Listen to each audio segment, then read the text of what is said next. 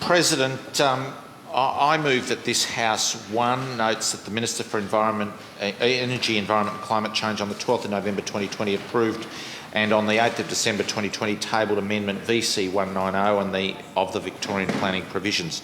B, that changes to the VPP and all planning schemes in Victoria include introducing a new particular provision, Victoria's Big Housing Build at clause 52.20.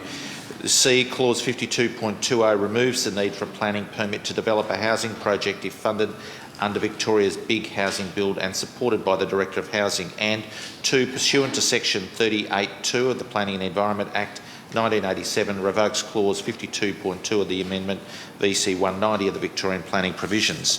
And I begin by presaging that we will seek to move an amendment which should be distributed very soon from Matt Bark.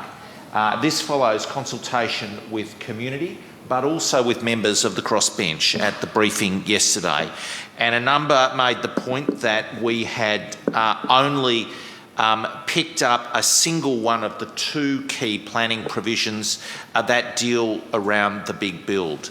Now, I want to be clear that we support social housing, we support public housing, and we support a sensible program to allow that to be brought forward at a fast rate. We support the jobs that are created through that, but we also support the public housing and social housing that is needed as part of our community provision. And Victoria is short on social housing, it is clear, compared to other jurisdictions in Australia and overseas. However, I want to clearly make the point that the fact that we support these things does not mean that we support overriding local communities and local councils. And these 2 planning provisions, VC190 and VC187, and 187 is the one that Matt Bark will introduce to this motion as the debate proceeds, are amendments, perhaps with good intentions to expedite the rollout of social housing, but they do in fact pull away the powers of local councils and pull away the choice and involvement of local communities. Now, when you read the provisions, they are full of high-sounding words about the role of the Minister for Energy, who in effect will make some of the decisions, and the Director of Housing.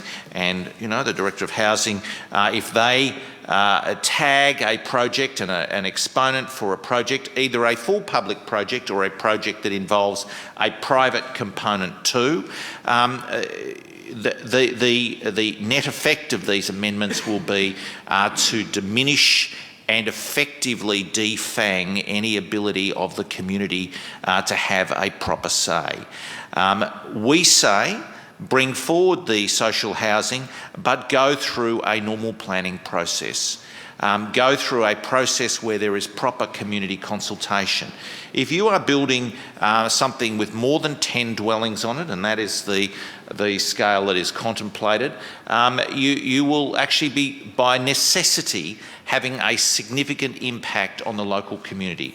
Both the services locally, whether it's the local school or the local health services, but also the amenity in the area, the need for provision of parks, the need for provision of open space, and the need for proper arrangements for parking and the movement of traffic in and around.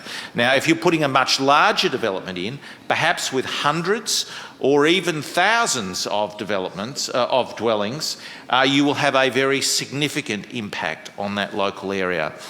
And it is our view that the council is best placed in these circumstances to make the decision.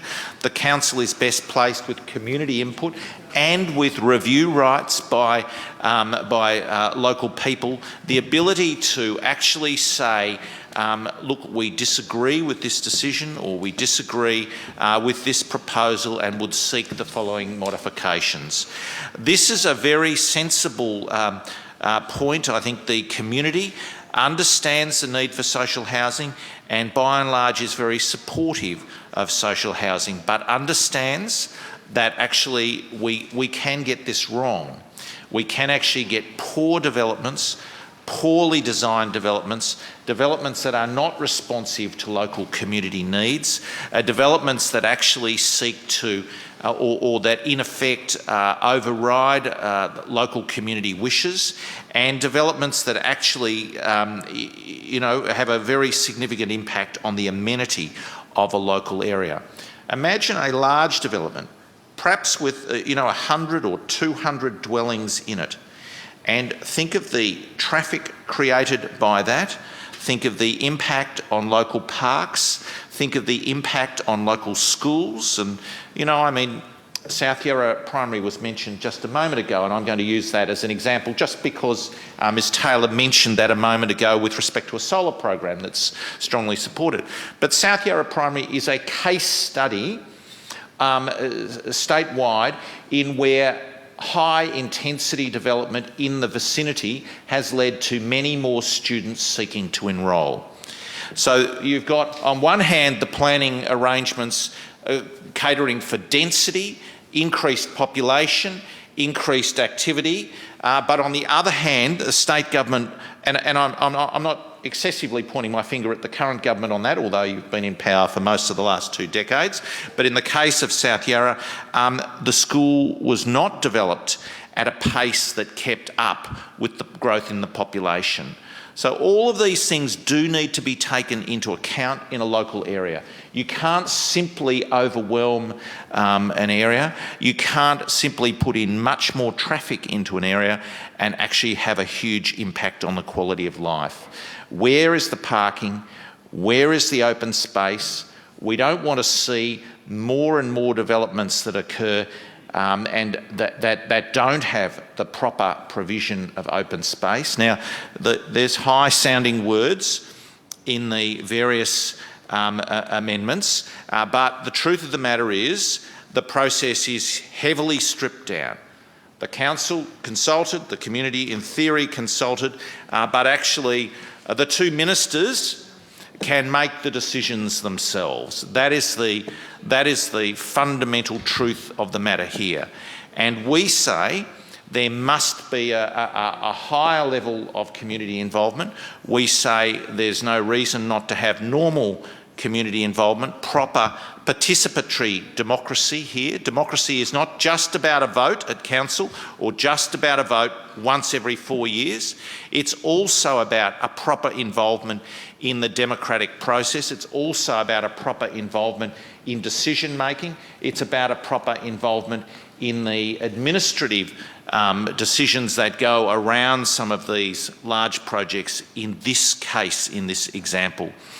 So we say, yes, we support more money to social housing. Yes, we support greater provision of a range of housing options. Yes, we support the expenditure and the jobs approach, and we're alive and thoughtful about how that can be done whilst maintaining proper community involvement. We do want to see the red tape managed as best possible, but that doesn't mean removing the rights of councils and local communities from this decision making. We saw in the 50s and 60s poor decisions made on public housing by state authorities that moved in, cleared slums, as they were, it was called slum clearance, that's what it was actually called, and then tall towers were erected which were not friendly in a whole range of ways to the occupants, and that's one very important aspect of it, and at the same time had a significant effect on the surrounding areas. So that was a set of decisions that I think many look back on and say, we didn't get it right on that occasion. We could have done much, much better.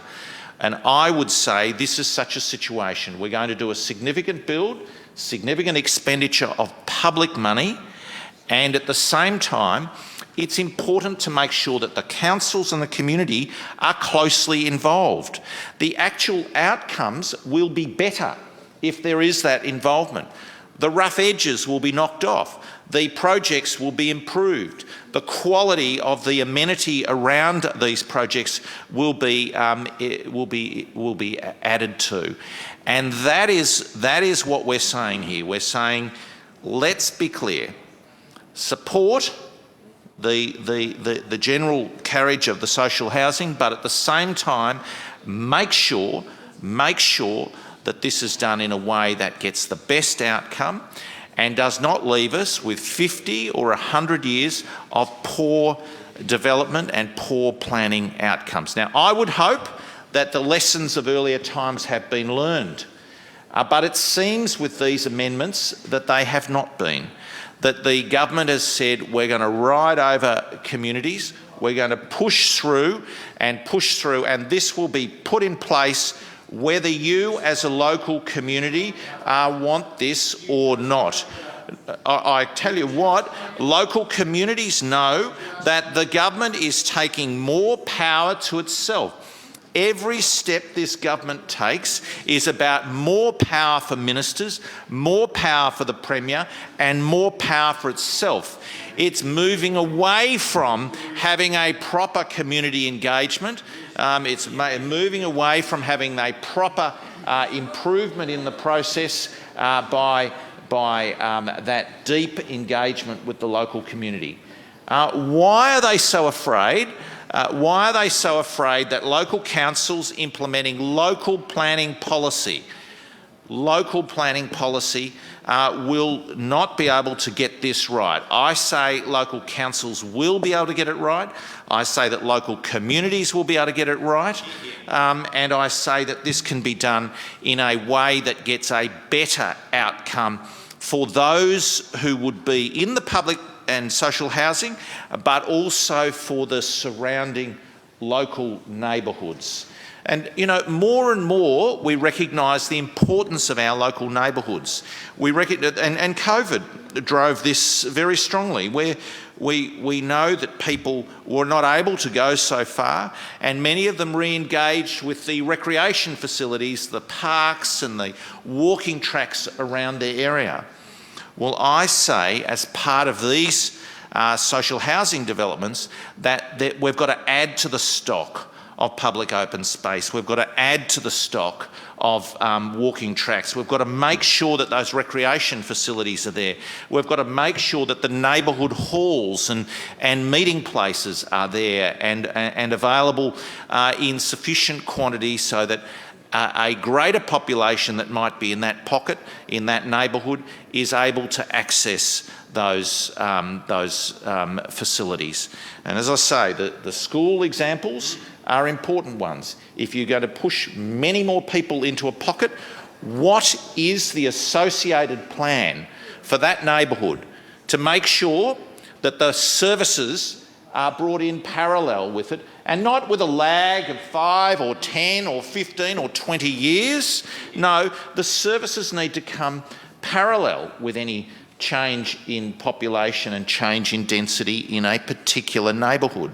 You can't dump the additional dwellings there and then, oh dear, we forgot about the schools. Oh no, we forgot about the additional health services that are required. You've got to do this parallel with it. And the truth is that the government doesn't have that plan to do that. The government is seeking to strip out the local involvement. The government is seeking to strip out the council involvement. I know there's high-sounding words in these amendments, but the fact is it pulls the power away from councils. It pulls the power away from communities. So I am very troubled. I'm very troubled about what the outcome will be down the track with high-density developments, and we know this is this government's penchant for intensification for high-density development. Melbourne 2030 said it. The new Melbourne strategic planning documents all make it clear. They want high-density, high-intensity development around the city. They want to push more people in with greater density. I say we need to think carefully about how that is done and make sure that the parallel services, make sure that the supporting services, the supporting open space is there.